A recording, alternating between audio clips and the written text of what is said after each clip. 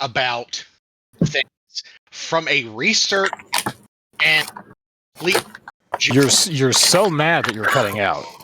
Okay. I know, it's hilarious. So I'm speaking from this from a completely objective and researched standpoint. Okay. Yeah, two things you're definitely well known for. I've done my research. I have lived the experiences that I'm going to talk about in one of these cases, because I have two things that I'm very pissed off about. So, let me first start off by saying, we all grew up, all four of us grew up in an age where Linkin Park was top tier shit. It was the best music that was out there at the time. Linkin Park put out some fucking bangers. Chester Dies. Huge travesty. Literally band melted right then and there. They brought in somebody new, girl named Bonnie. She did a great job. Yeah. So they let her go, and they bring in this new chick called Emily. Emily, who, by the way, is a Scientologist. Huh? By the way, we have a new thing to add to the fuck people list at the end of this podcast. Fuck Scientologist. She you want to do that? Yeah, we can. Courtroom. We can say fuck David Miscavige. Courtroom during Danny Masterson's trial. Sat in the courtroom and intimidated one of the witnesses. And she came out with an apology, and she just said, "I'm sorry, that was the past. I'm a better person now." No, fuck you. You're still a Scientologist. Fuck you. And fuck the horse she rode in on, and fuck the fact that you supported Danny Masterson. He's a fucking rapist, and he's a piece of shit. He always will be. He's in jail getting diddled by Bubba, and I'm happy about it. Fuck him. Okay? Danny who? So, that's my first thing, okay? Been letting that build up over the weekend. Then Sunday happened, and there's an AEW pay-per-view, and I, as you all know, am a huge fan of professional wrestling. Okay, and I posted the video, and if any of you watched the video, what happened in that video is 110% unfucking called for. I get wanting to have high spots. I get wanting to have getting the best out of your performance and the best out of your show, getting people to buy into the pay-per-views. I get it. But an unprotected chair shot to the head is unwarranted in any fucking case. There is a reason why the WWE does not allow it anymore. There is a reason. It is because it has led to the premature deaths of several of their superstars due to concussion-related CTE and TBIs. I'm sorry, there is no reason for an unprotected chair shot. No reason. To the head. Yeah, there's no reason for it at all. With all of the studies that have been done regarding CTE and the brain damage that is caused from concussions, there is no reason for it. How does getting whacked in the head end up getting you sent to TBI Fridays? Yeah, Jesus Christ. Oh God, let him cook. Let him fucking cook. But I am just it irritates me because a lot of the people who are defending the action have said, "Oh, well, that's the way wrestling was in the 1980s and the early 90s, and that's why it was popular." How many of those wrestlers in the 80s and 90s are still around today, or aren't drooling, or aren't some type of idiot fucking ex-governor who talks about the fluoride in the fucking tap water? I'm just here stating the fact. Okay? You know, Jesse the Body Ventura is worse than Alex Jones. Yes, I said it. Zero, how many weeks has it been since you played WoW? I played it this week. You can leave it at 0. All right, thank you. All right, we're good then. But I'm just to no end this weekend. This whole weekend was great for me. And then I started researching people, and I researched things, and I got pissed off, and I turned into my father, and I started screaming at the kids to get off my fucking lawn, and it's been the best 24 hours of my life screaming at people about this to anybody who would fucking listen. If it'll make you feel for coming to my TED Talk. If it'll make you feel any better, I can send you a really wholesome picture that was taken last week of Stone Cold Steve Austin with his pet chicken. Yeah. Oh my God, that was adorable, was it not? Yeah. He's a you nice know guy. he also has a barn cat that he do. He doesn't. Yeah, he doesn't like. This is the weird thing. I know nothing about wrestling at all, but for some reason I know that Stone Cold Steve Austin has a barn cat and a pet chicken. It's because Stone Cold is the people's guy. He is of the people. The Rock says he's the people's champion. No, fuck you. It's Stone Cold Steve Austin. He has chickens and barn cats. Have you ever seen a picture of Dwayne the Jock Swanson? that Rock the Dwayne Johnson. Yep. Ever seen a picture of him? Rock the Casbah. Standing next to Shaq. Oh, it's hilarious because Shaq dwarfs him. Yeah, Mr. Johnson is a lot smaller than you might imagine.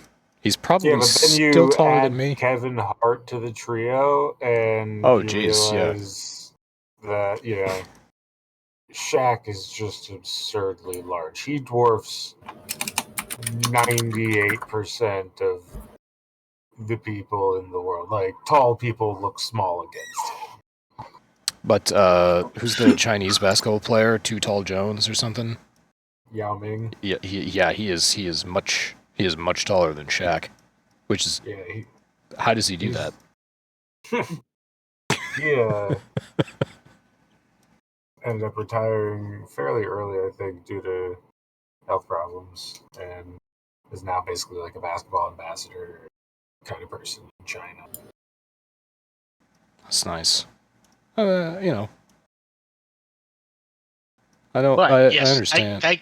Thank you for letting me come in very hot because I just needed to get that off my chest.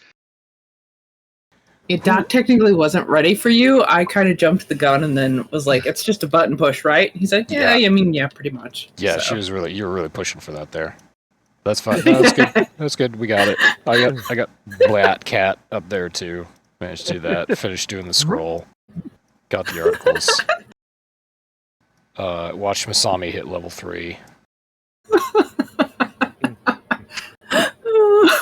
Sorry, it's been a really, really serendipitous day for me. So what you're saying is you needed to hear that diatribe that I just went on for the last 3.5, 4 minutes. Yeah, no, that was good. It's good filler. Oh God. I mean, I expected it to last a little bit longer, but considering what you've told me about yourself, I really shouldn't be surprised it was that short. I am fat. I am out of shape. You're lucky you got that much. I was winded. I know, I could tell. Let me drink my sweet tea. Give me a minute. You're the furious hedgehog sitting in front of your laptop. So also, triumphant return of Zero Cam right now, but yes, I am drinking my tea out of a red Solo cup. So, just there you making it all the Southern. I was gonna ask Omega if you want to stream a variant. I'll totally watch you play a variant. And I wanted to ask you, how is the variant doing? That's kind of fun. I bought the DLCs finally. Oh, very cool. Really done anything with them quite yet, but I will be shortly. Oh,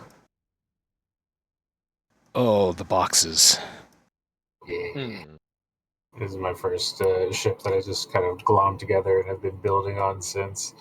I haven't actually built a ship yet, and I don't know if I will. I might just build a ship at a shipyard and heavily modify it. I found that to be a pretty decent strategy. The last thing I did in this game was I started building a ship that was basically just a bust of Emperor Palpatine from the waist up, and his hands and his fingers were outstretched, and on the end of each finger there was a lightning gun or a railgun or something, so that it looked like he was shooting lightning out of his fingers. Awesome. Avarian has one of the most... It's not a good building system, but it is the most flexible of any space survival game or any space builder that I've ever played. It is extremely flexible. You can make any shape, any angle. It's really ahead of its time in that aspect. It's pretty great. I just wish they made the graphics a little better. Man, I mean, I like the environmental graphics, but the ships are just a little... Yeah, everything, the ships and the stations are blocky and all the rest of that, we know it. But, yeah, otherwise, space is fucking beautiful in this game. And it's also one of the only space games that properly encapsulates just how fucking massive space is. Yeah. It leaves space for space? Nah.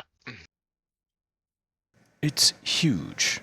Really, really huge. That's what she said. No, it is. Just one of these squares is a place that I can jump to. Like space, many of them are empty, but each of these dots you see, those are places with things in them. And, yeah, I was in the middle of a autopilot warp jump. Give me a moment here.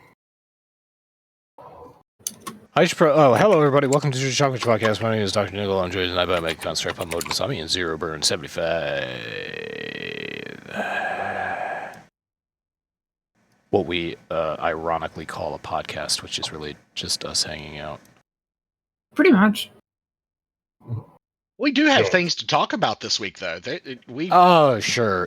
Well, I'm curious. I know that Linkin Park did have a lady come in to be their vocalist, and I did hear that it was very well received. I haven't really listened to a terrible lot of it, but I was like, oh, cool, all right. Well, they're making music again. They're a talented group of fellas, and I'm sorry that Chester is dead because, yeah, he was really fucking talented, and we did grow up listening to him.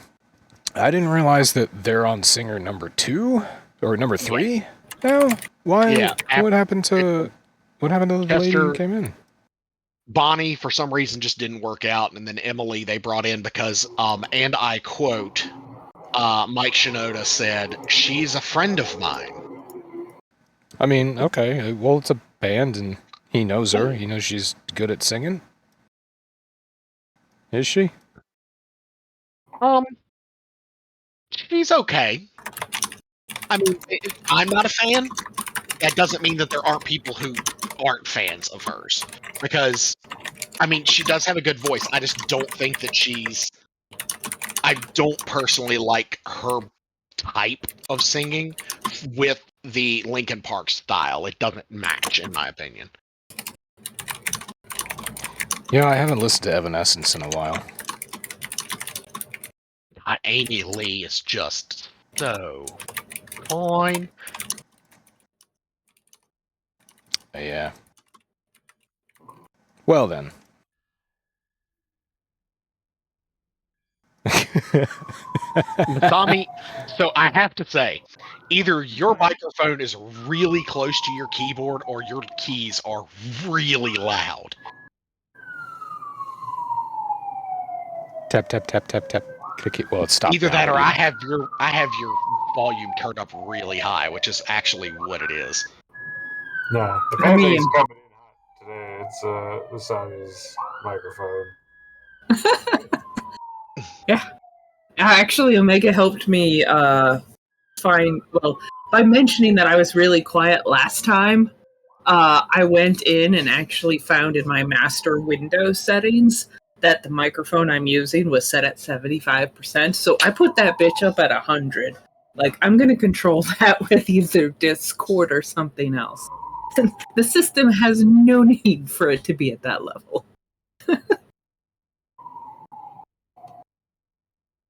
Usually, most people say my keyboard is very therapeutic to listen to, so I tend to forget that it actually comes through the mic. These are the same people that enjoy listening to the low battery chirp on smoke detectors. No, I don't think anyone enjoys that. That snails on chalkboard to me. I will murder myself a fire alarm if it does that.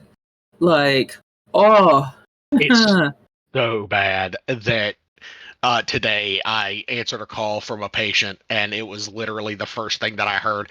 I heard the beep of the call coming into the system, and then I heard beep, and I went, "Oh, you son of a bitch! Replace your batteries." I don't understand. I think that would drive a lizard crazy. I'm not sure how a human being could ever put up with it, but apparently there are human beings that do. What was... Oh, fuck. Oh, yeah, okay, so, yeah, alright. Masami, what kind of book are you writing? What? I'm not writing any book. That's just me typing in Discord. You know I use full sentences and full punctuation, unlike Fluffy. Oh, he's pretty good about... Well, okay, fair enough. Oh, I was gonna say, yeah, or has anyone seen the meme where... Or it's not a meme, it's a cartoon strip. The guy's just talking to a turtle. He's like, "Turtle, you've been alive for over 100 years. What wisdom can you share with us?" And the turtle just says, "I am incredibly racist." I feel like as time goes by, I understand why old people are grumpier and grumpier, because I just get perpetually grumpier and grumpier. True.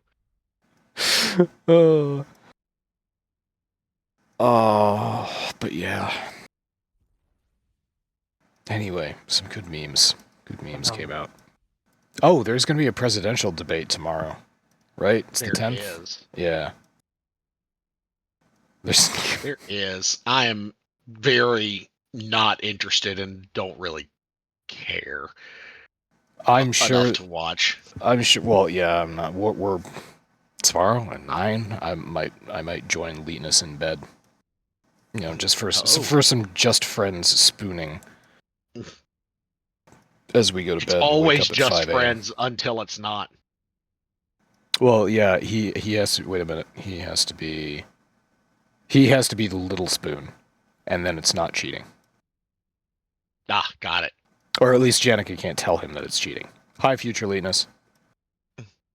But I'm sure that YouTube is going to have some great compilations. I'm sure CNN is going to throw up a montage or some shit, and Fox is not going to cover it at all because I don't see how Trump would not embarrass himself. Honestly, I don't see how that's possible.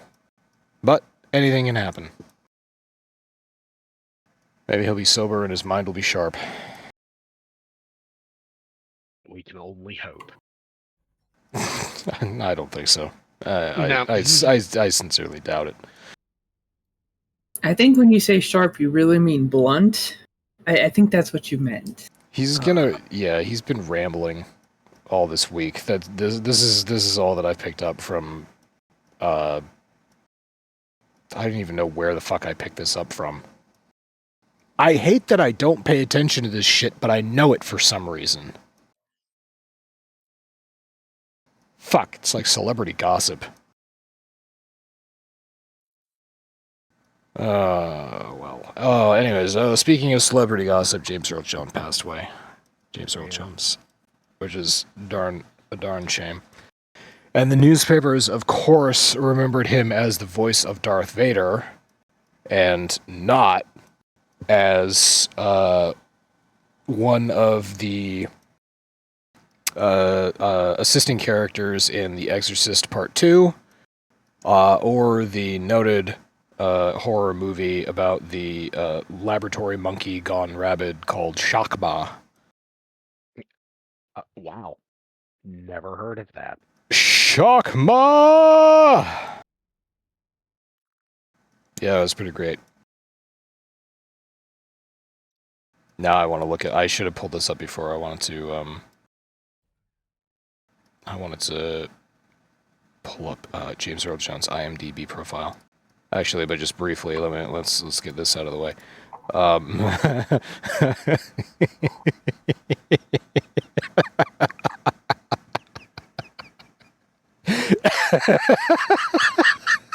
Oh God, what happened? Why did Doc get tickled all of a sudden? We've lost him. We've lost him. Someone call the ambulance. He's dying. Yeah. So anyway, James Earl Jones IMDb. Let's go.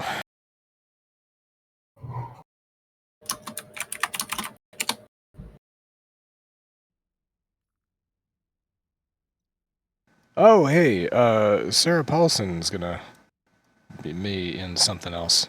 Alright, anyway. I don't know, I kind of lost interest in her being an actress after she left American Horror Story. Oh, she's good in lots of stuff. Holy shit, James Earl Jones was in, the last thing he's credited for on IMDb was, the voice of Darth Vader in Obi-Wan Kenobi. Huh. Well, alright. At least, before Mr. Jones passed, we got Coming to America 2, obviously the number 2. The sequel to the hit comedy movie Coming to America. So that's nice. Lion King, right? Yeah, geez, he did a lot of Star Wars stuff recently, because Disney wanted to bring back Darth Vader in a lot of their Star Wars movies. Of course they did. Stuff that I am really interested in. Oh, that's right, he was on an episode of House.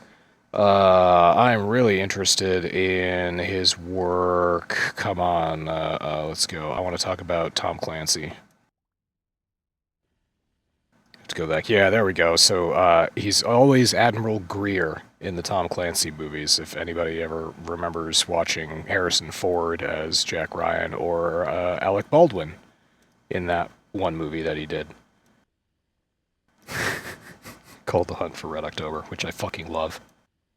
It's a pretty good movie. Yeah. Omega, do you remember how many times I watched Hunt for Red October when we were in college? Oh yeah, I mean, that was a favorite. It was a really good one. I'm sure it wasn't sub 100. Oh, that's... Acceptable. Alright, I hit the wrong button, so you get an acceptable. The unacceptable button was just too far. It's just, yeah, I forgot which one it was. There's only 3 in each row. You'd think I could fucking remember. Oh, that's right. Okay, also, he was in Conan the Barbarian in 1982, which, come on. Everybody loved Conan the Barbarian. It's true. Arnold Schwarzenegger around his peak. Okay, so... Gosh, I'm not sure... Oh, that's right! One of the first roles that I ever saw him in was Dr. Strangelove, where he played one of the pilots on the bomber. I'm gonna meander down memory lane here. Yeah, that was a great movie. Everybody should go out and watch Dr. Strangelove again. As true today as it was when it was written. You have to get the whole title now. It's Dr. Strangelove, or How I Learned to Love the Bomb. Yeah, How I Learned to Stop Worrying and Love the Bomb. Thank you. Sorry, it's been a hot minute since... You know, That I one's- have never seen that movie. You know, I have the VHS. I'm looking at it right now on my shelf. It's right between Silence of the Lambs and Gettysburg. I love that you have it on VHS. That's really good amazing. movies. Pretty sure Yeah. we watched that in college too. Yeah, we probably definitely did.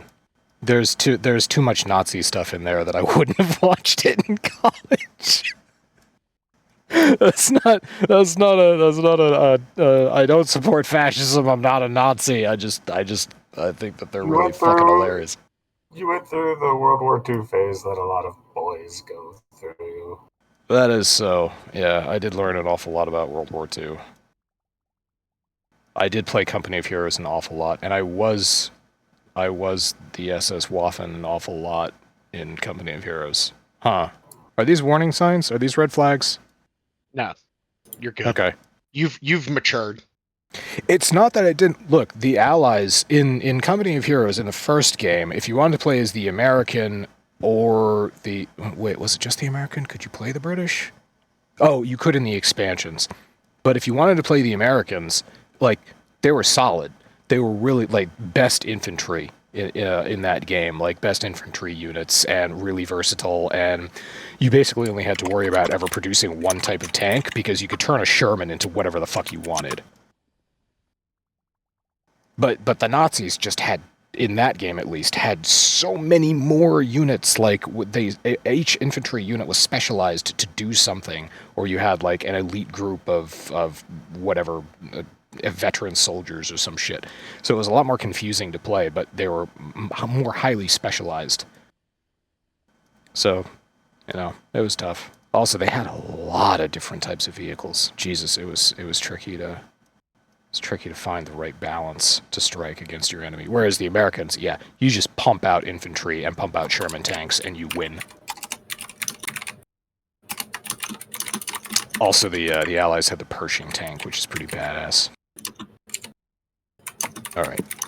The click, click, clacking means that it's time for us.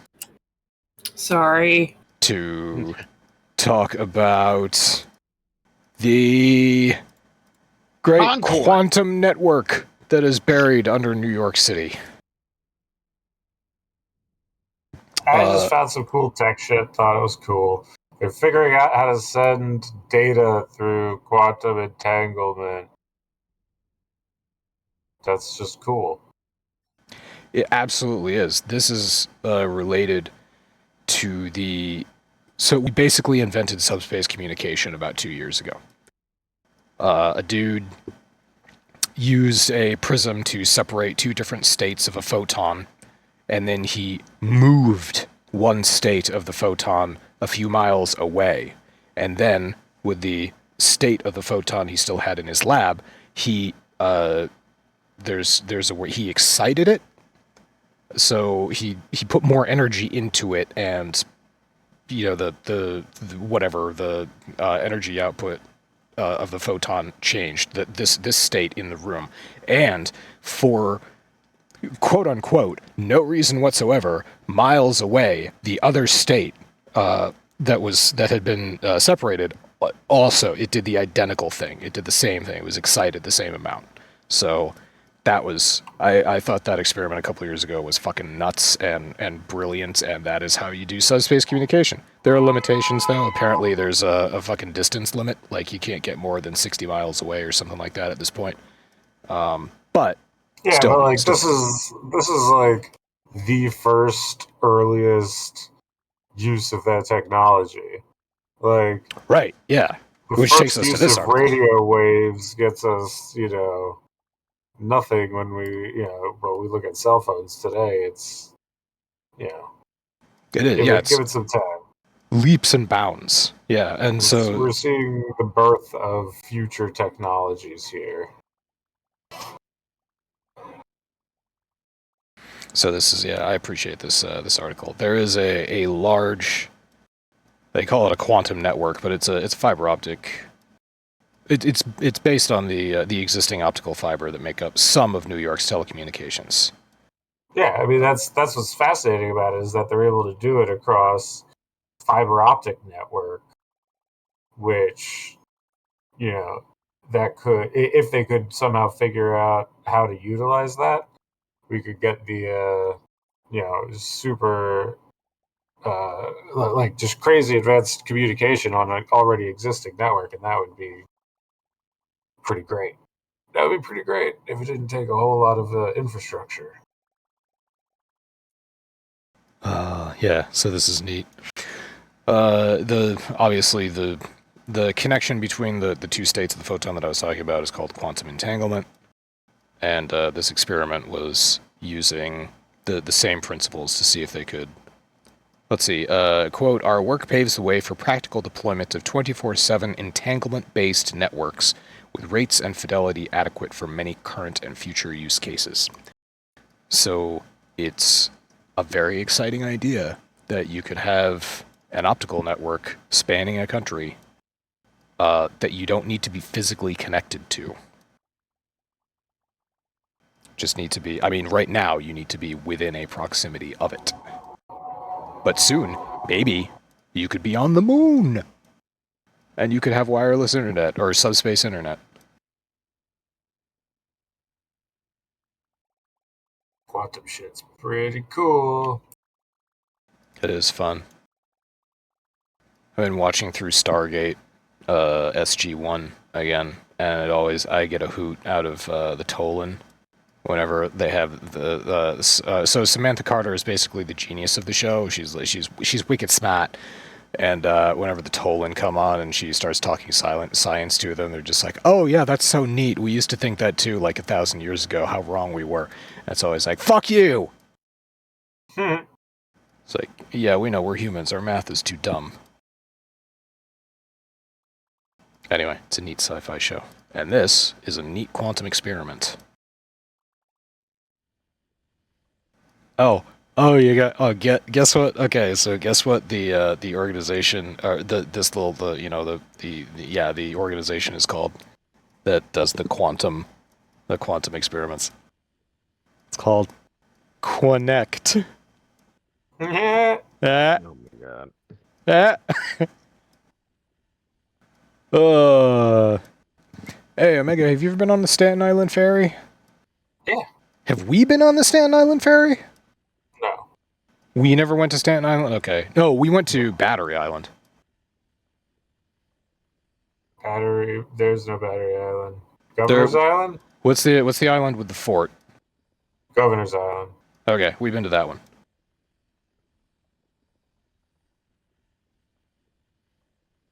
Alright, good story. So yeah. What are some of your favorite James Earl Jones movies? Field of Dreams. Should Yeah, Field always of get Dreams an is honorable definitely a winner. mention. Oh, you're Even right. if it's not one of your favorites, that is such a good movie. Well, if you build it, they will come. Come. Nah, Oh, but you're right. balls. If anyone has ever watched the Star Wars Holiday Special, James Earl Jones was briefly in that as Darth Vader. There was also a 1978 short called The Story of the Faithful Wookiee that I'm just now learning exists. What the ever-loving fuck is this? Yeah, that sounds kind of delightful. Some of the weird... They made some really weird ancillary shit in the Star Wars universe. They did! This was the cartoon. This was the cartoon where Han Solo met Boba Fett.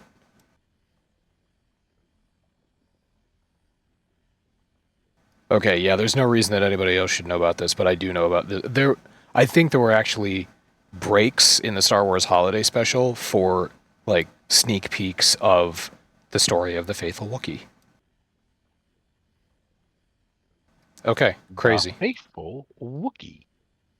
Wookiee.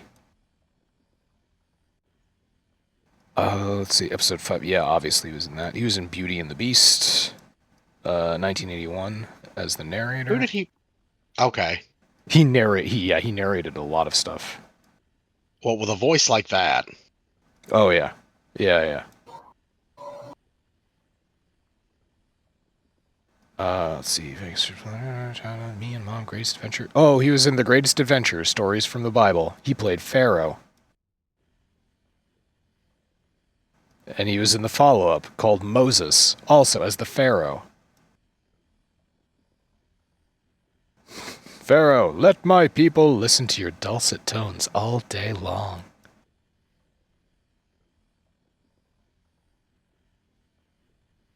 All right, there we go. Yeah, now we're at Coming to America, Field of Dreams, Hunt for Red October. He was in a movie called Grim Prairie Tales. Get it? It's like Grimm's fairy tales, but it takes place on the prairie.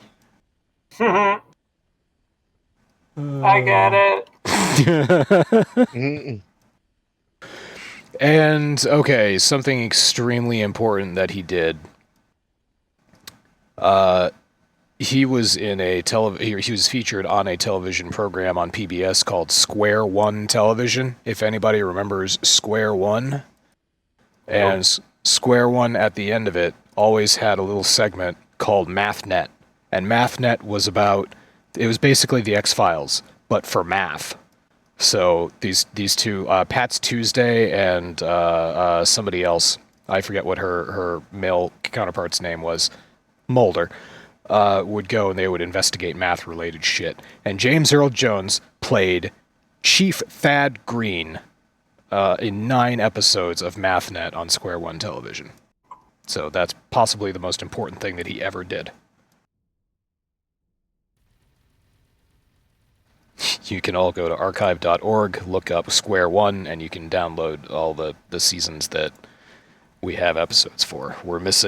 We, the community of people that hoard data, are missing quite a few episodes of Square One Television. Because local PBS stations apparently did not think that it was terribly important to preserve their beta disc copies, or Betamax copies, for broadcast, so episodes just got lost, and whatever we have now is what people recorded to their VCRs back in 1987. That's how just a lot of it worked back then. No TV stations really started doing that until later. Yeah, that's also the reason why we're missing a couple seasons of Doctor Who. Is because the BBC, in that case, the BBC accidentally reused those Betamax tapes for other things, so they taped over the original episodes of Doctor Who. There are a couple episodes there that don't exist. It's kind of sad. I feel like some Twilight Zone was lost as well. Could be. Very well could be.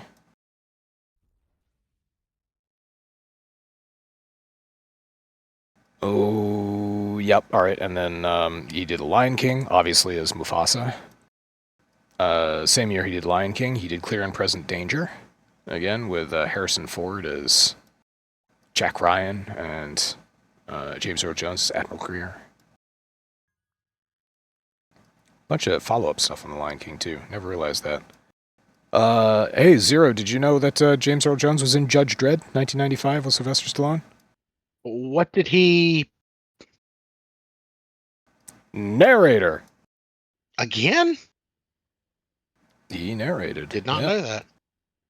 He narrated a lot.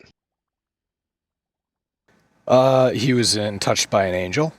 He was the Angel of Angels. So I guess he did a lot of touching. That. I actually do remember that. My mom watched that show when I was a kid. I did not. What can you tell me that IMDb is leaving out here? Dispatched from Heaven, a group of angels help those in need. It's just it's a wholesome show. Yeah, kinda. I don't really remember. Yeah, all these angels look really happy.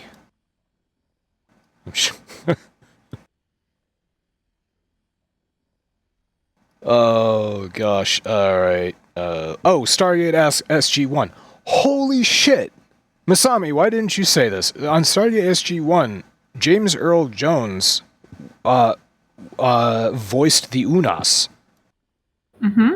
The first one. The first, when they were, it was the episode when they were trying to figure out how to work Thor's hammer. And they got transported. Teal'c and O'Neill got transported into that underground cave, and Thor was just like, "You may leave, but the Goa'uld within you may not." And so they were trying to figure out how to get around it, and they eventually killed the Unas by kicking him into the chest and pushing him through the thing. Spoilers, they didn't die, and the show went on. Yeah, that's like episode 3 of the first season, man. I don't think you're spoiling it for anyone at this point. Oh boy, I probably did because I watched that episode not long ago. It must have been last month. So yeah, I must have watched that and just been like, "Oh my god, it's James Earl Jones," and then it went out of my head again. Anyway, that's fucking awesome. I always find it funny when great actors do spots on Star Trek. You see a lot of them. Jason Alexander was in Voyager. Oh my god, yes he was. Oh, I don't know many other things that, is John Delancey that plays Q? So John Delancey has also been in Stargate. He's got a whole thing going on. But yeah, I consider him a great actor, even though I don't really know him from all that much. Read an article recently. Apparently, the deal for him to do Q was that he would be like a regular character because he like didn't want to agree to be on the show at first and just be like a bit part. But then they started doing it. They were like, "No, we can't have you on too much because then it turn into like the Q show. The show would just turn into Q robbing around the galaxy with the Enterprise."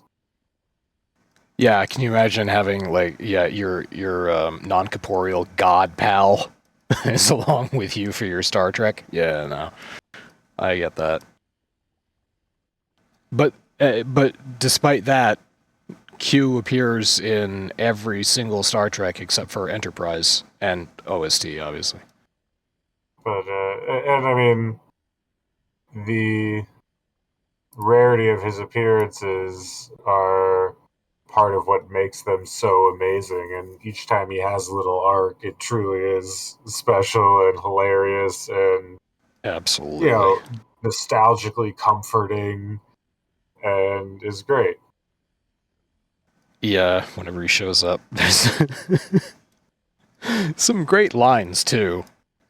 Two of my favorite lines, arguably in all of Next Generation. The first one is when he turns up and he's mortal, and he's like, "What must I do to convince you?" And Worf says, "Die."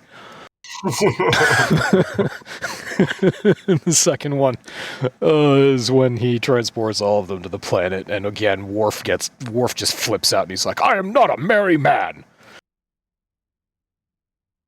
Yeah. Who the hell else was on Star Trek who was arguably too famous to be there?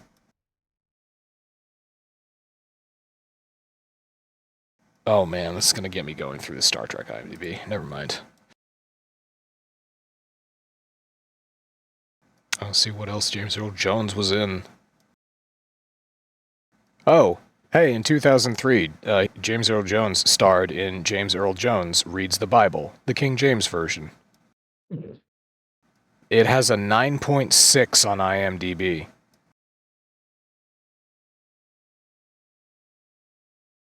Okay, and then Star Wars comes back, episode 3, he reprises his role in episode 3 at the end with the famous "No!" Christopher Lloyd was a Klingon. Yeah, holy shit. James Earl Jones, Captain Kirk stole Doc Brown's spaceship and used it to travel through time back to Earth. How the fuck does that work out? That's right, Kelsey Grammer. Yeah, oh wow, you're right. There were a lot of people on Cheers that were in Star Trek.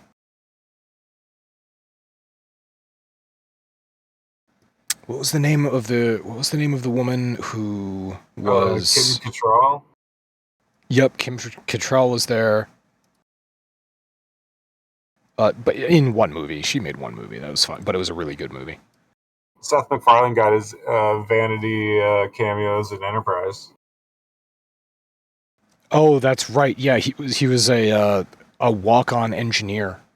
I remember that episode. Oh, wait, apparently John Larroquette was in it. He was a Klingon alongside Christopher Lloyd in Search for Spock. No shit. Oh, the other thing that I love doing is cross-referencing actors. Oh, right! In DS9, Iggy Pop was a Vorta. Yes! Yes, he was. In the episode where they go to Terok Nor to negotiate, the Ferengi go to Terok Nor to negotiate getting Quark's mother back. Iggy Pop is the Vorta who's in charge of the Dominion detachment there.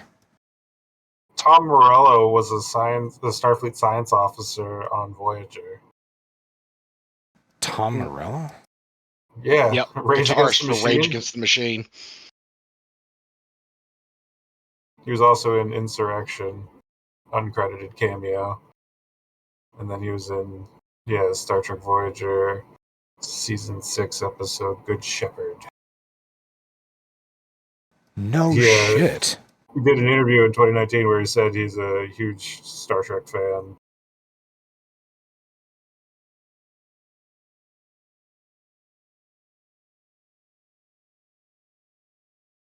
Kirsten Dunst was in TNG when she was 11 years old. She was in the episode where the psychics were aboard the Enterprise, and Troy was getting horribly mentally confused because somebody was feeding her memories. Or fucking around with their mind. Young Tom Hardy was in Star Trek Nemesis. Christian Slater was in Star Trek 4. 6. Or 6, yeah. Was it 4? I'm bad at Roman numerals. Sorry. He did. Christian Slater had one of the best parts in Star Trek 6. He woke up Captain Sulu in the middle of the night, and you didn't even see Christian Slater's face until the end of the scene when he sort of straightened up and the light came on. John Tesh was in TNG. Which one's John Tesh? Co-anchor of Entertainment Tonight. Recorded the theme song to the NBA on NBC. Authored self-help books and hosts the podcast. Here he is. Yep, I got him. I got his profile. Jane Wideland. I don't know who that is. Oh, she was in the Go-Go's. She was in A Voyage Home. Star Trek 4. Oh, right. Sarah Silverman. Yeah. You remember that in Voyager? Played an astrophysicist. She was like a computer hacker.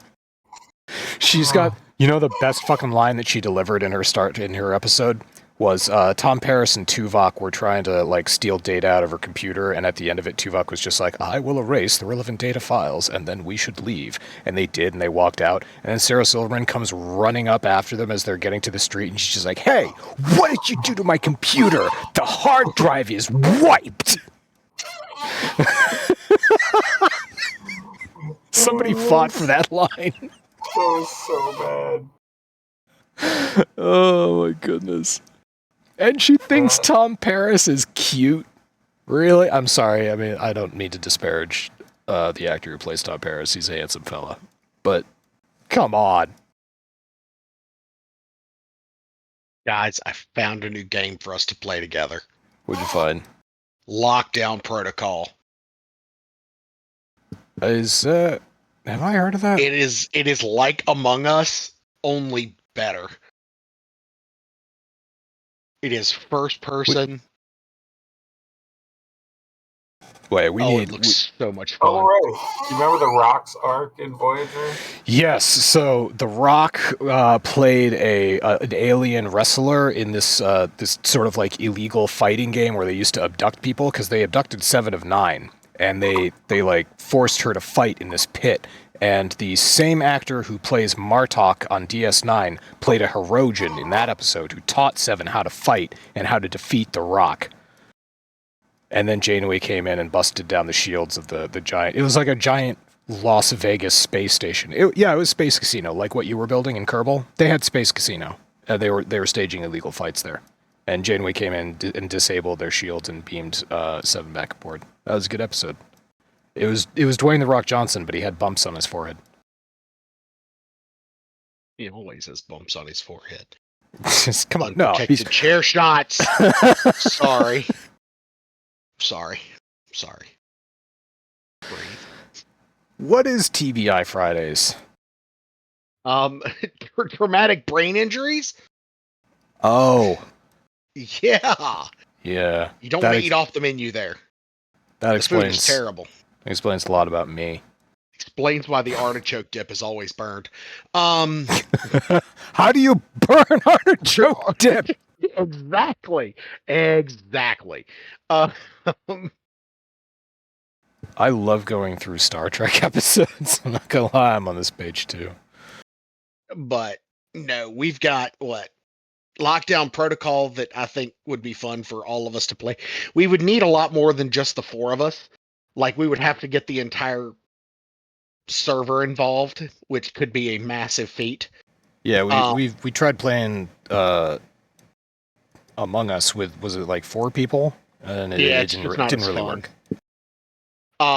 Space Marine 2 has released, and apparently it is the greatest thing since sliced bread. People are saying everybody that. I have seen who has played it is like raving about it, and it has currently got very positive reviews with 29,456 reviews. From what I understand, it is like the most complete game that has come out. It feels, the way that it was put by several people is, it feels like a 1.0 game. It does not feel like an 0.1 game where a patch has to be released within days.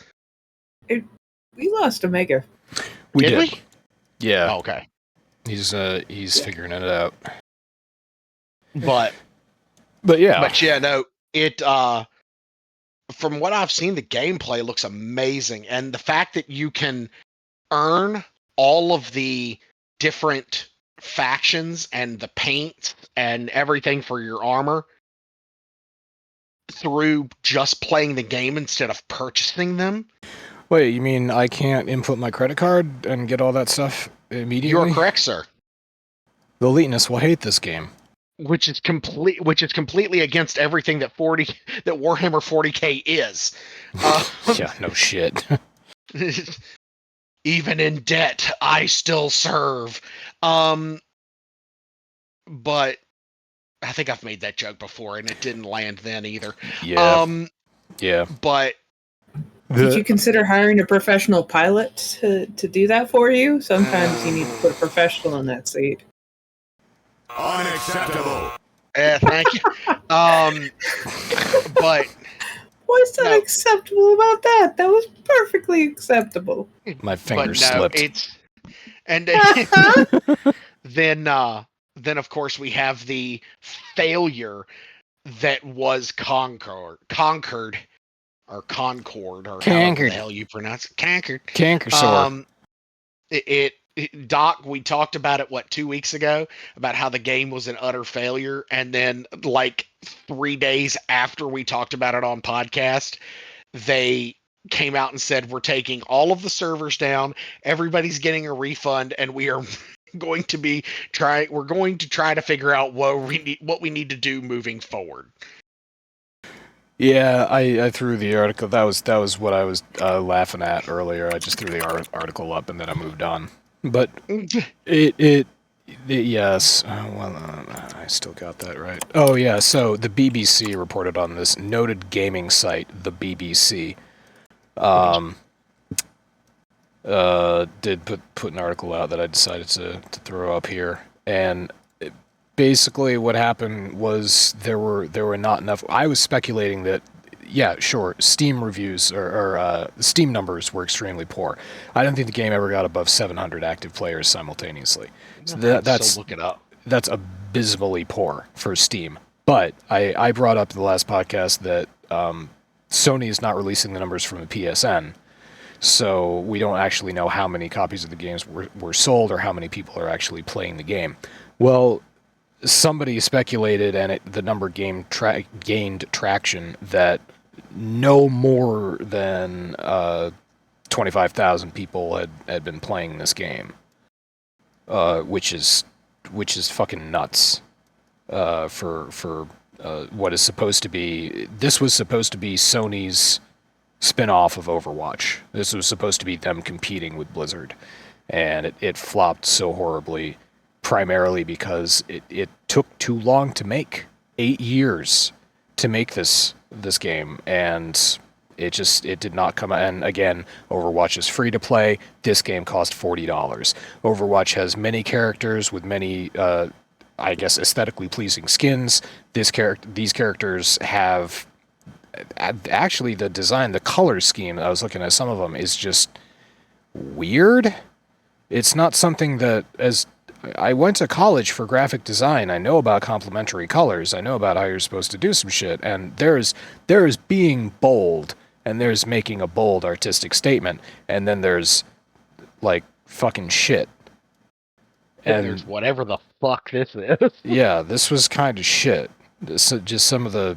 So whatever, the characters were underwhelming. There wasn't a lot of fun gameplay. It was too little, too late, and it cost money. So all of that contributed to this just like falling down flat on its face. So yeah, it's gone. It's pulled, and it's likely. The speculation I think is that it's likely going to return as a free-to-play game, and it'll be on a much smaller scale.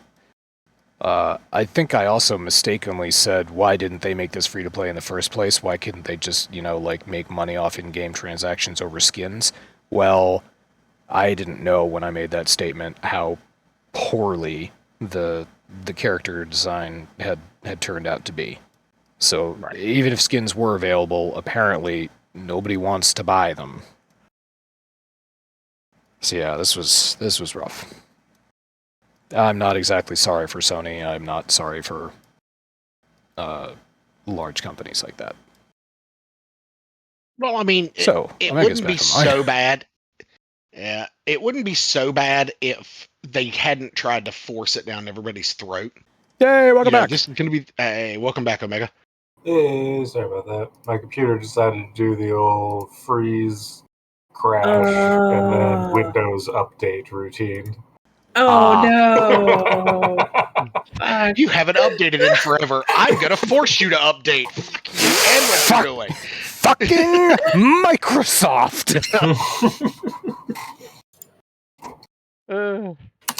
You know what? Yeah, John Malkovich. Of all the people that were never on Star Trek, I miss John Malkovich the most.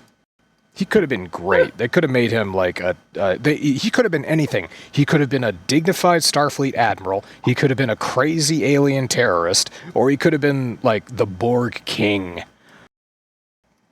Boy, what a shitty turn. All three. What a shitty turn the lore would have taken if there turned out to be a Borg King. Yeah, that wouldn't work. That would have been fucking awful. Never mind the fact that there was no Borg Queen until, I think, First Contact? I think First Contact came out before Voyager premiered. No, maybe it didn't, actually. No, maybe it did. 97, 95, whatever, doesn't matter. There was no Borg Queen in TNG. And going back and looking at some of the Borg episodes in TNG, it's clear that they had no fucking idea what they were doing with the Borg. They were just making it up as they went along, which is fine. It's sci-fi. Anyway, bored with the concept. Oh, borged down with the concept. Yeah. Yeah. They really borged that. That's the context there is not as good. I'll see unacceptable. Unacceptable. Yeah. Thank you. You're right.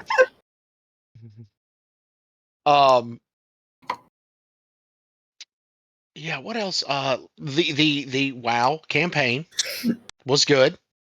Oh, Christ. Out of Did it wow you? So, it did, actually. I don't normally get overly invested in video game storylines. I like lore, and lore is great. When I've been playing and playing a game for 20 years, and characters that like I've wanted to see their stories wrapped up properly, the stories end up getting finished in the campaign, it's kind of like, okay, well, that's closure. That's great. But what now? And all I have to say is thank God for Chris Metzen, because that man has revitalized the storylines within WoW, and God bless him. Just God bless him. I'm gonna start dumping my Chris Metzen memes just to piss you off. You know what? It wouldn't hurt my feelings at all. I made one Chris Metzen meme where it's I left Blizzard 5 years ago. They still can't get the smell of shit out of the rug. Yeah, because remember when he left Blizzard for a while? Yeah. There was a guy on Star Trek Next Generation who, so in the early days before LaForge was chief engineer, they had some other engineers who were down there who were the chief engineers, and one of them was Lieutenant Argyle, and he was played by a guy who has possibly the best name of anyone who was on TNG. His name is Biff Yeager. Biff Yeager. Biff. Yeah, that is an A+ man name right there. His parents loved him. Goddamn. I mean, that name screams like machismo. Oh yeah, goddamn. People were. I bet when he was on TNG, when he got that that nerd credit, that people were just throwing vagina at him left and right. Absolutely. Okay. He was, quote, rolling in the pussy. No need to be vulgar. Sorry. Did you just Captain America language me? But Chris Evans swore more than anyone on the set. In Deadpool 2 he did. You're damn right. I want to know if the actress Sabrina LaBeouf is related to Shia. I don't think so, but she was also on Star Trek.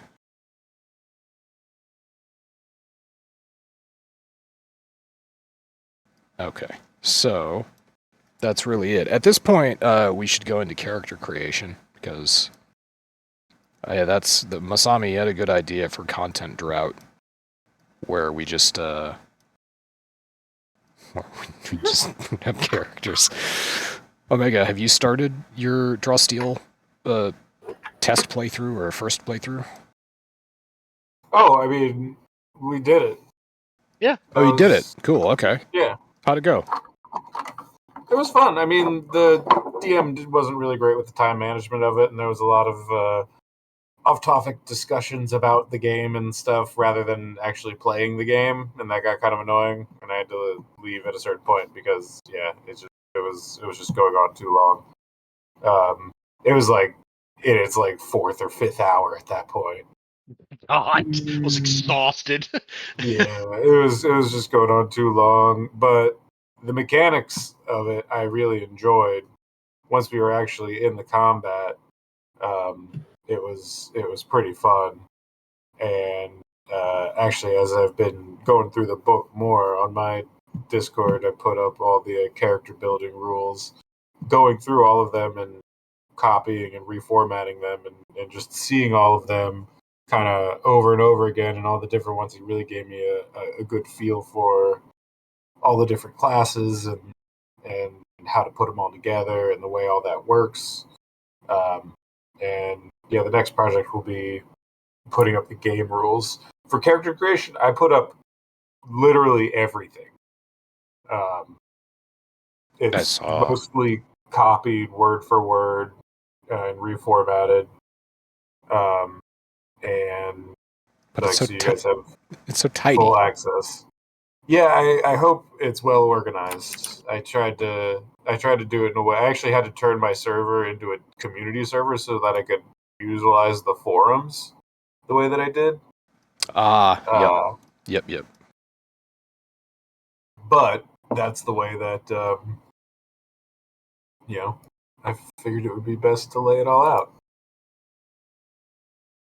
Yeah, I would love to use some of Discord's advanced features in the Cox server, but under no circumstances will we ever become a community server. Because it states very explicitly that Discord will start scanning your messages to make sure that they are up to par with our TOS. And I like to post spicy memes, and Fluffy likes to shitpost PoE. But yeah, no, you did a great job on your server. So yeah, the next is going to be to put up, like I said, the basic rules and all that stuff. But for that, I'm not going to go word for word through the book like I did, mainly because I think it's unnecessary. I could certainly make the PDF available to any of you if you'd like it. I just figured it'd be fun to have a place on here where all the character creation stuff is put together, so that you can jump through it digitally, because the PDF is just a big PDF and it's not, great right now. But it's I will say this, not Omega. the finished product either. This is the way that you've done this is just stellar, and I love it, and my OCD loves it, and because you have actually seen the PDF, so it's a little disjointed, or can be if you're looking at it just straight. It can be a little. Yeah, you got to get a little bi-curious if you want to get into that PDF. But yeah, thank you. Anybody wants to make a character? I mean, I'll be glad to walk through it, and I can certainly talk through the basics of how it. I also have like some cheat sheets and slideshows and stuff like that that go through the basics of the rules without having to actually read the whole fucking book, because for me to be able to sit down with my friends and play it, I shouldn't have to hand them a 125-page book and say, okay, read this and then we can play. Like, that's not how it should work. I should have to read that as the game manager, and I want to give you guys all of the character creation stuff in its full glory, so to speak. And then, when it comes to the rules, I'm going to give you the simplified version of them without necessarily all of the huge details and context. Give you some cheat sheets, and then we'll just play the fucking game.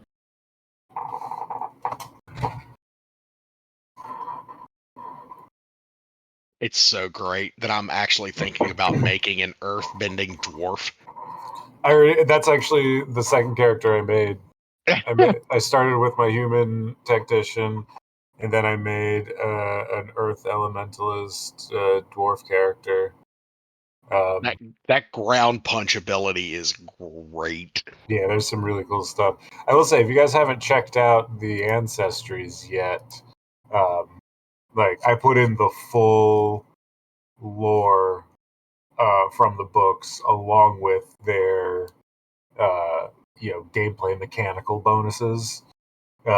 So the dwarves in this setting are different than your typical, Eastern European or European fantasy,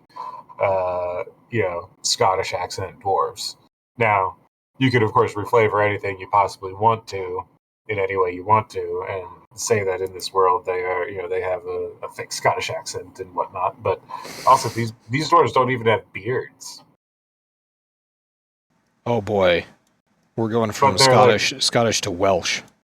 Well, their bodies are literally made of stone, or at least partially so. Imagining that if you have Scottish dwarves, Welsh dwarves, and Irish dwarves, and they all get together and they fight each other, but they actually like each other better than they like whoever the English are. There were also once steel dwarves, but those have all died off. Aww. The fire dwarves left for quintessence, which I assume is another. Oh, that's where they built Alloy, the city of brass, at the center of the timescape. So yeah, they left to a multiplanar destination. So the stone dwarves are the dwarves on in this realm. specifically, though. We just call them dwarves, but they are stone dwarves. There are also fire and the now dead steel dwarves. I like the fire dwarves. That for the reason for them bowing out is sort of that makes sense. The steel dwarves are all dead now, and I have to imagine, okay, the steel dwarves went extinct after there was a mass surge in demand for canned goods. I was just like, where do we get cheap steel from? I know. Massacre the steel dwarves. It's like Zoidberg and anchovies. Did you have to steal yourself in order to accomplish that? Oh, come on. Unacceptable. I also like this world's dragon. They're called Dragon Knights or Draconian, but yeah, they're not just like a normal race like Dragonborn are in D&D. In this, they are explicitly created by sorcerers. Like, there's a very powerful spell that creates a legion of dragon knights. And throughout history, various sorcerers have summoned these legions. And what has happened is, most recently, it happened within the last few decades. So there are, like, dragon knights still around. You can read into the lore more about what all is happening with them. But in addition to that, there's also like communities of dragon knights that have been around for like 3,000 years, because 3,000 years ago, some sorcerer like summoned a legion of dragon knights, and then they were just there, and then they started breeding and started a community. So it's this kind of weird thing where there is like these historical communities, and also you can just create them with magic. When you say Dragon Knights, I'll throw it up here. I picture the armor that Gary Oldman wore in Bram Stoker's Dracula. That's how Dragon Knights look to me. Because, holy hell. Look at this armor. This armor's fucking terrifying. Somebody ran towards you wearing this, you'd fucking run. Looks badass. That is pretty badass. But you could also play, so you got your humans, wood elves, high elves, dwarves, dragon knights, the polders, which are the halflings. There's devils, orcs, revenants, which are undead, the Hakan. I think I talked a little bit about those. The Hakan! Time Raiders. Yep. For our first playthrough, I might restrict some of the more weirder races, but I also might not. We'll see. I mean, like, the Memenek are explicit. Like, the world that they're creating includes fantasy space and a fantasy timescape and, all that kind of shit. So, like, the Memenek are explicitly, like, spacefarers. Like, that's their thing. The Time Raiders specifically exist in the timescape. Yeah, Time Raiders sounds like perfect for me because I can keep on asking, has Lord of the Rings been invented yet? I can make all these references and it'll actually make sense in the game because I'm some nut job who's from a different time. Do you know that Terry Hatcher was in Star Trek? She played a transporter room operator in one episode of TNG. But what else about? I was going to ask you something. Oh, I sort of got to it on the last podcast, but because Draw Steel, the way you talked about it, combat in Draw Steel is a lot more movement oriented than it is in D&D. So you're moving around the map a lot more, and so more 3-dimensional maps that have like pitfalls and cliffs and shit like that are desirable. Well, and every character, no matter what your class is, has forced movement abilities. Right, when you attack or... Yeah, like you have attacks or abilities that in some way, shape, or form will move your enemies in some direction that you choose. And some characters obviously are more built around that than the other, like the Fury. And in this game, the Fury is like... You could kind of go down two tracks with the Fury. There's like various barbarian tracks, and then there's your shapeshifter track. There's no like druid in this game, but you can do like animal shapeshifting with one of the Fury forms, subclasses, I guess you could call it. But like the barbarian version of the Fury, one of the subclasses, their entire thing is forced movement. Like they can move an enemy like a dozen squares across the battlefield if they want to. And if you hit an enemy into a solid object, every square that they would have moved but have stopped does them a point of damage. So like you can fucking smash somebody into a wall and do your hit damage plus a ton of damage from them smacking into the wall and shit. If there's a pit beneath the wall and then they'll fall into the pit. You can go all sorts of shit with it. It's great. I was going to ask, because it's probably not too difficult to just adapt regular D&D maps or whatever kind of maps that you enjoy using. Oh, no, totally. 100%. It's, the maps are really as creative as you want to be, like as long as it's on a grid. That is one of the conceits of this game, is that it is grid-based. There is no theater of the mind. This game is designed to be played on a grid because it's got such emphasis on tactics. Exactly. You need a grid. That's understandable. I was wondering, if you need maps. People need maps, specifically, with an emphasis on 3D and on verticality instead of, horizontal stuff to play around with, so you can throw people off cliffs or whatever. I was just thinking about that. Again, but like even on flat surfaces, it's like, oh yeah, you smash that guy into that tree, or that guy you smash him over a thing and he trips over a stump and does damage, and then he falls prone, or you smash that guy into the side of the house and he falls backwards through the window into the house. So there's all kinds of stuff, and it just seems really neat. Yeah, that's actually the emphasis here. The last one that you're with the house, that's what I was thinking about, is what if you're on the third story of a house, you get into a fight, and you kick somebody, and they fall out of the window? Fuck yeah. Like, that's great. Well, and like, this game is also supposed to be cinematic, and that's cinematic as fuck. Oh, right. Yeah. Fucking blasting a guy, and they fly backwards 3 squares out a window, and, the enemy then has to make a check on whatever that would be, some sort of agility thing, to see if they catch themselves, and if they don't, they fall and take fall damage 3 stories down, and if they do, they're like hanging on by their hands, hanging out the window, fucking vulnerable as shit. Like, yeah, that's cool. I think that's like the game is explicitly more gamey, I think, than D&D. But that's because it wants to really hone in on this fantasy of like, you are heroes. You're not average, whatever, getting, stronger as you go along. You are fucking heroes, and you do fucking dope cinematic heroic shit all the time. Man. So anyway, yeah. Time Traveler, Bathrobe, Arthur Dent from Hitchhiker's Guide. That's where my mind goes. That's great. And then you have to have somebody who plays the depressed robot. Oh my god, you read my mind. Well, you could do... Zero, you have experience playing... Well, not actually a robot. He was a Warforged, but... Yeah.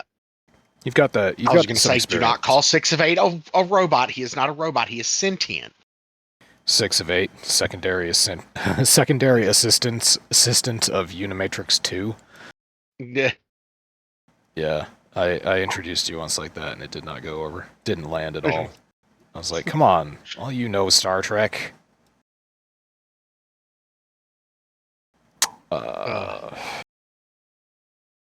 But yeah.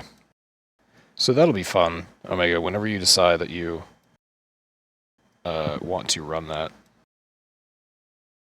Well, step 1 is building characters, so it's whenever any of you guys decide you want to break into the character building, I'll fucking sit down with you if you want. Or you can obviously just hop on my server anytime you want and do it in your own time. What would be But, the most profoundly unhelpful? Would it be if I created a character and then you explained to me how I did what I did wrong? Well, here's the thing.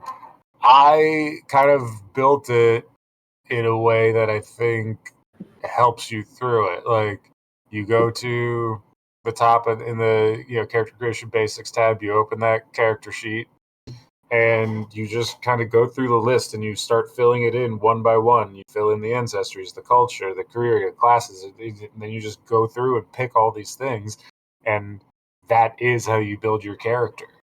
And you kind of go into it with an idea of what you want and how you want to build it, and you pick your shit there. So if you and also the character creation sheet that I linked in there, when you save it, make a copy for yourself, it itself has a ton of information in there about all the different abilities in the game, all the different kits, skills, all that shit are also in there. So there's a lot of It does overlap. It does look terribly helpful. Yeah, there's a lot of overlap in there with the stuff that's in my Discord, but this way it's in multiple places, and you can be looking at one while you're working on the other. Well, that's okay. I have to spend some time in your server. We should all spend some time in Omega's server looking at character stuff. And then the next podcast that we have, which will be same time, same place next week, Penis, fuck Winnie the Pooh, fuck Elon, fuck Vince, fuck Putin. Zero, who did you want to add? Fuck Scientology. Oh, fuck Scientology. Yeah, fuck David Miscavige. Just bring his name right the fuck up. I hope they find this podcast too. Fuck them motherfuckers. Oh, sorry. You don't even know. Wait, you can't do that. See, I got nothing. I'm the easiest person to cancel because this is the only place on the internet that I exist. I had nothing here. But you're you're Twitter famous, motherfucker. You remember that one time that that guy Kevin Smith? Yeah, that one retweeted you. Yeah, there you go. Yeah. Yeah, you got a lot. Then I blew up on TikTok a month later. Yeah, because you did some Rocky Horror Picture Show shit. Yeah, that's right. You got a lot riding on your internet personality, Brosif. Destroy it. I don't give a fuck. I'm sure Masami's famous in South Dakota. Right. No. She said no. Wait, I don't can you know. have Scientology in South Dakota? Is that allowed? You don't have enough real estate that they want. I was about to say there's not really a good market because everyone here can't. Like, yes, we have a lot of per capita, millionaires, but no one can really afford it. It's not really something that's like super appealing out here. You have to go to bigger cities for that. Besides, we have the next best thing. We have MLMs. Oh, God. Oh, Don't even get me started. well, How many of those has your wife tried to convince you were legit? So when we first got together, she was selling Avon. Then we switched to Tastefully Simple. Oh, so you didn't quit. You just substituted one bad habit for another. And then I sat down with her one night and we went over the financials of it. And I said, "You are losing money by doing this." Yeah, And that's good. That's the point. We have not done it since. It lasted for 6 months after we got together. That's great. So Selling thank you Avon. for putting the kibosh on that. Yeah, for real. I mean, That's like, I don't drink alcohol anymore, but gosh, the heroin's killing me. It's like, I don't play video games anymore. Wait, wow. Never mind. Yeah, right. Oh, this is a long ass. I'm going through Star Trek Voyager right now because I remember when I was in high school, I had a there was a teacher in my school who was in charge of choir, I think. He was the vocal director, I think was his position. And if I'm remembering correctly, he won some contest to be a stand-in on Star Trek Voyager because he was a huge Trek fan. And that's one of the many reasons why I liked him so damn much. So I'm going through this massive list of people on IMDb who were in Star Trek Voyager, and I'm looking for his name, and I haven't found it yet. But it's possible he was just uncredited as well. Because why the hell would somebody make an IMDb page for one guest spot on a TV show? He was not. I don't think he was interested in acting any more than that. Masami, you should come back and play WoW. No. The new dragon race. Yay! You can be Proud more of you, than, Masami.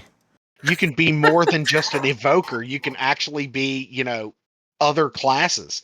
So you can, be a dragon. And yeah. Hold on. Is it rubbing all your fantasies come true, Zero? Not all of them. Okay. Just most of them. Yeah. Okay. Proud of you, Masami. You don't give in to peer pressure that easily. Not on that subject. Who wants to go play Warframe? No, I'm kidding. Okay. I knew that would get Doc's attention. Omega, somebody we left out of the Trek list was Andy Dick. Oh god, I forgot. Andy Dick plays the neurotic EMH Mark III. Oh, interesting fun fact of the day. 25 years ago, on 9/9/1999, the Dreamcast was released. Sega Dreamcast. So there you go. There's your interesting fun fact of the day. That's kind of cool. Yeah. That was a pretty cool time. That was a pretty cool time back for gamers.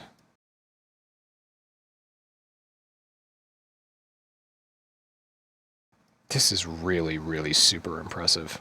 A lot of people got work on Voyager. I just hope that everybody had a nice time. And Armin Sherman, Quark was in one episode of Voyager. He was in the pilot. I'm pretty sure that was the only time he was in Voyager. Harry Kim goes to Quark's and does a racism where he's like, they warned us about you, Ferengi, at the Academy, and Quark uses that to weasel him into buying a whole bunch of shit before Tom Paris comes in and saves the day. Damn, all of this, I haven't watched this shit for some time. This is deeply ingrained.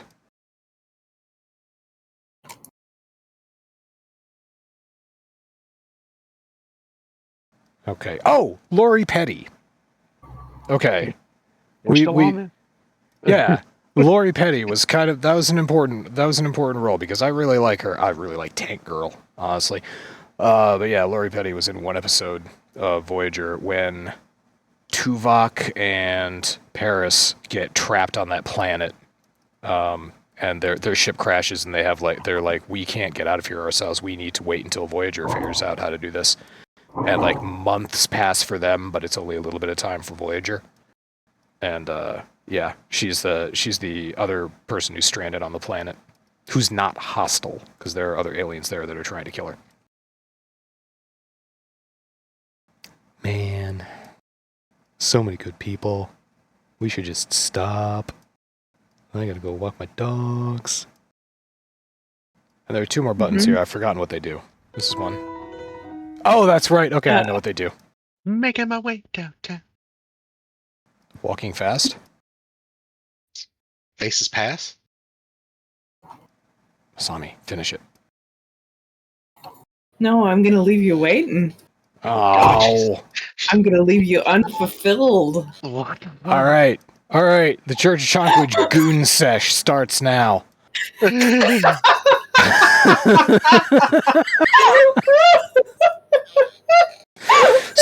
7-hour Goon Sesh with Paul Giamatti. Ain't nobody got time for that. Oh, I have Yeah. to work tomorrow, damn it. and it's unhealthy to maintain an erection for longer than 4 hours anyway. So, okay. Is it? Well, Is it? they say go to a hot. I don't know. It's never happened. I've never had an erection for more than 4 hours.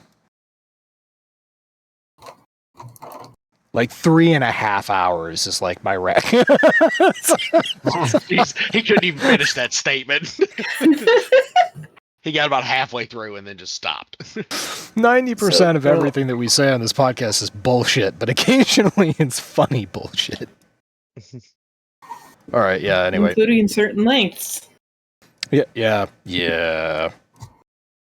So, okay. So what was it now? Fuck Putin, fuck Winnie the Pooh, fuck Elon, fuck Linus Tech Tips, fuck Nestle, fuck Hershey, fuck Vince, and fuck Scientology. Mm-hmm. There we go. GG's, everybody. Same time, same place next week. Penis. Penis. Bye.